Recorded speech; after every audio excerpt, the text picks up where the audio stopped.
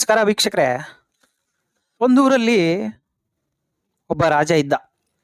ರಾಜ ಬಂದ್ಬಿಟ್ಟು ಬಹಳ ಒಳ್ಳೆ ಆಡಳಿತ ಹಾಗೂ ಪ್ರಜೆಗಳನ್ನು ಒಳ್ಳೆ ರೀತಿಯಿಂದಾಗಿ ನಡೆಸ್ಕೊಂತ ಇದ್ದ. ಆ ರಾಜ್ಯದ ಸಂಪತ್ತು ಕೂಡ ಅಷ್ಟೇ ಸದ್ಭರಿತವಾಗಿತ್ತು. ರಾಜನ ಹೆಸರು ಬಹಳ ಪ್ರಸಿದ್ಧವಾಗಿತ್ತು. ರಾಜನ ಪ್ರಸಿದ್ಧಿಯನ್ನು ನೋಡ್ಬಿಟ್ಟು ಬ್ರಹ್ಮದೇವ ನಾರದನ ಕರೀತಾನೆ. ನಾರದ, ಈ ರಾಜ ಬಹಳ ಫೇಮಸ್ ಅದನಂತ, ಬಹಳ ಒಳ್ಳೆ ಕೆಲಸ ಮಾಡ್ತಾನಂತ, ಪ್ರಜೆಗಳೆಲ್ಲರೂ ಕೂಡ ಇವನನ್ನ ಕೊಂಡಾಡ್ತಾ ಇದ್ದಾರೆ. ಇವನು ಎಷ್ಟು ಒಳ್ಳೆ ಗುಣ ಹೊಂದಿದನಂತಂದ್ಬಿಟ್ಟು ಹಾಗೂ ಒಳ್ಳೆ ಆಡಳಿತ ನೀಡ್ತಾನಂತ ನೋಡ್ಬೇಕಾಗಿದೆಯಲ್ಲ ನಾನು ಅಂತಂದು ನಾರದನಿಗೆ ಹೇಳ್ತಾನೆ. ಅವಾಗ ನಾರದ ಹೇಳ್ತಾನೆ, ದೇವತೆಗಳನ್ನೆಲ್ಲ ಕರೆಸ್ಬಿಟ್ಟು ನಾರದ ಈ ರಾಜನಿಗೆ ಒಂದು ಪರೀಕ್ಷೆ ಮಾಡ್ಬೇಕಂತಂದು ಹೇಳಿ ಕಳಿಸ್ತಾನೆ. ರಾಜ ತನ್ನ ದಿನನಿತ್ಯ ಮಾಡ್ತಕ್ಕಂಥ ಕರ್ತವ್ಯವನ್ನು ಮಾಡಿ ಮಲಗ್ತಾನೆ. ಮಾರದಿನ ಎದ್ಬಿಟ್ಟು ಬೆಳಿಗ್ಗೆ ಅರಮನೆಯ ಸುತ್ತಮುತ್ತಲ ವಾಯುವಿಹಾರ ಮಾಡ್ತಿರ್ತಾನೆ. ಅರಮನೆಯಿಂದ ಒಂದು ಸುಂದರವಾದ ಸ್ತ್ರೀ ಹೊರಗಡೆ ಬರೋದನ್ನು ನೋಡ್ತಾನೆ. ರಾಜ ಹತ್ರಕ್ಕೆ ಹೋಗ್ತಾನೆ, ನಮಸ್ಕಾರ ಮಾಡ್ತಾನೆ. ಆಶ್ಚರ್ಯದಿಂದ ಕೇಳ್ತಾನೆ, ತಾವು ಯಾರು ಎಂದು. ಅವಾಗ ಸ್ತ್ರೀ ಬಂದ್ಬಿಟ್ಟು ಹೇಳ್ತಾಳೆ, ನಾನು ಲಕ್ಷ್ಮಿ, ಸಂಪತ್ತಿನ ಸಂಕೇತ.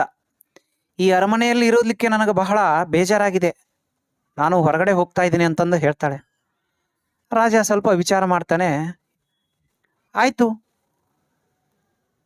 ನೀವು ಹೊರಡಬಹುದು ಎಂದು ನಮ್ರತೆಯಿಂದ ಬೀಳ್ಕೊಡ್ತಾನೆ. ಹಾಗೆ ಮುಂದಕ್ಕೆ ಹೋಗ್ತಾನೆ. ಅವಾಗ ಇನ್ನೊಬ್ಬ ಸುಂದರ ಪುರುಷ ಅಲ್ಲೇ ಪ್ರತ್ಯಕ್ಷ ಆಗ್ತಾನೆ ಅರಮನೆಯ ದ್ವಾರದಲ್ಲಿ. ಅವಾಗ ಹೇಳ್ತಾನೆ, ತಾವು ಯಾರು ಎಂದು ಕೇಳಿದಾಗ ರಾಜ ಪುರುಷ ಹೇಳ್ತಾನೆ, ನಾನು ದಾನ, ಲಕ್ಷ್ಮಿಯ ಸಹೋದರ. ಲಕ್ಷ್ಮಿನೇ ಈ ಅರಮನೆಯಿಂದ ಹೊರಟು ಹೋಗ್ತಾ ಇದ್ದಾಳೆ, ನಾನು ಕೂಡ ಇಲ್ಲಿ ಇರ್ಲಿಕ್ಕೆ ಇಷ್ಟಪಡೋದಿಲ್ಲ, ಅವಳಿಂದನೇ ಹೊರಟು ಹೋಗ್ತೀನಿ ಅಂತಂದು ಹೇಳಿದಾಗ ರಾಜ ಯಾವುದೇ ಒಂದು ವಿಚಾರ ಮಾಡದೆ ದಾನವನ್ನು ಕೂಡ ಬೀಳ್ಕೊಟ್ಟು ಕಳಿಸ್ತಾನೆ.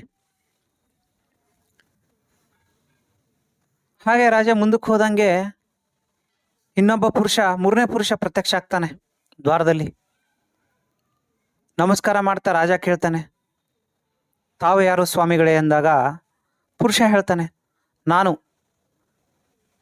ಯಶಸ್ಸು, ಸಾಧನೆ, ಸಿಂಬಲ್ ಆಫ್ ವಿಕ್ಟ್ರಿ ಅಂತ ಹೇಳ್ತಾನೆ. ಆವಾಗ ರಾಜ ಯಾಕೆ ಹೀಗೆ ಎಲ್ಲರೂ ಹೋಗ್ತಾ ಇದ್ದಾರೆ ಅಂತಂದು ವಿಚಾರ ಮಾಡ್ತಾ ವಿಕ್ಟ್ರಿ ಕೂಡ ಬೀಳ್ಕೊಡ್ತಾನೆ. ಸಿಂಹಾಸನದ ಮೇಲೆ ಕುಂತು ರಾಜ ವಿಚಾರ ಮಾಡ್ತಾನೆ. ಸಂಪತ್ತು, ದಾನ, ಯಶಸ್ಸು ಅರಮನೆಯಿಂದ ಹೊರಗಡೆ ಹೊರಟೋದು ಏನಕ್ಕೆ ಅಂತ ಗೊತ್ತಿಲ್ಲ. ಆದರೂ ರಾಜ ಜಾಸ್ತಿ ತಲೆ ಕೆಡಿಸ್ಕೊಳ್ಳದೆ ಸುಮ್ಮನಾಗ್ತಾನೆ. ಮಾರನೇ ದಿನ ಬೆಳಗ್ಗೆ ಎದ್ದು ನೋಡಿದಾಗ ಅರಮನೆ ಭಾಗದಲ್ಲಿ ಮತ್ತೊಬ್ಬ ಪ್ರತ್ಯಕ್ಷ ಆಗ್ತಾನೆ. ಅವಾಗ ಮಹಾಸ್ವಾಮಿಗಳೇ, ತಾವು ಯಾರು ಎಂದು ಕೇಳಿದಾಗ ಹೇಳ್ತಾನೆ, ನಾನು ಸದಾಚಾರ, ಸಿಂಬಲ್ ಆಫ್ ರೈಟಿಯಸ್ನೆಸ್ ಅಂತ ಹೇಳಿದಾಗ ರಾಜ ಸ್ವಲ್ಪ ವಿಚಲಿತನಾಗ್ತಾನೆ. ನಿನ್ನೆ ತಾನೇ ಲಕ್ಷ್ಮಿ, ದಾನ, ಯಶಸ್ಸು ದೇವತೆಗಳು ಅರಮನೆಯಿಂದ ಹೊರಟು ಹೋಗಿದ್ದಾರೆ, ನಾನು ಅದ್ರ ಬಗ್ಗೆ ಯಾವುದೇ ರೀತಿಯಾಗಿ ತಲೆ ಕೆಡಿಸ್ಕೊಳ್ಳಿಲ್ಲ. ಆದರೆ ನಿಮ್ಮನ್ನು ಈ ಅರಮನೆಯಿಂದ ಹೋಗ್ಲಿಕ್ಕೆ ಮಾತ್ರ ಬಿಡುವುದಿಲ್ಲ. ಎಷ್ಟೇ ಕಷ್ಟ ಆದರೂ ಕೂಡ ನಾನು ನಿಮ್ಮನ್ನು ಇಲ್ಲೇ ಉಳಿಸಿಕೊಳ್ತೇನೆ, ನನ್ನ ಪ್ರಾಣ ಬೇಕಾದರೂ ಹೋಗ್ಲಿ ಅಂತಂದ್ಬಿಟ್ಟು ಕಾಲು ಹಿಡ್ಕೊತಾನೆ, ಹೋಗ್ಲಿಕ್ಕೆ ಬಿಡೋದೇ ಇಲ್ಲ. ಇದನ್ನು ಗಮನಿಸಿದಂಥ ಬ್ರಹ್ಮ ಹೇಳ್ತಾನೆ, ಹೌದು, ಈ ರಾಜನಿಗೆ ಒಳ್ಳೆಯ ನಡತೆ, ಒಳ್ಳೆಯ ಗುಣ, ಸದಾಚಾರ ಮತ್ತು ಧರ್ಮದಿಂದ ಕೂಡಿದ್ದಾನೆ. ಅದಕ್ಕೆ ಇವನು ರಾಜ್ಯವನ್ನು ಚೆನ್ನಾಗಿ ಆಳ್ತಾ ಇದ್ದಾನೆ, ಪ್ರಜೆಗಳನ್ನು ಚೆನ್ನಾಗಿ ನೋಡ್ಕೊಳ್ತಾ ಇದ್ದಾನೆ ಅಂತಂದು ಮನವರಿಕೆ ಆಗುತ್ತೆ.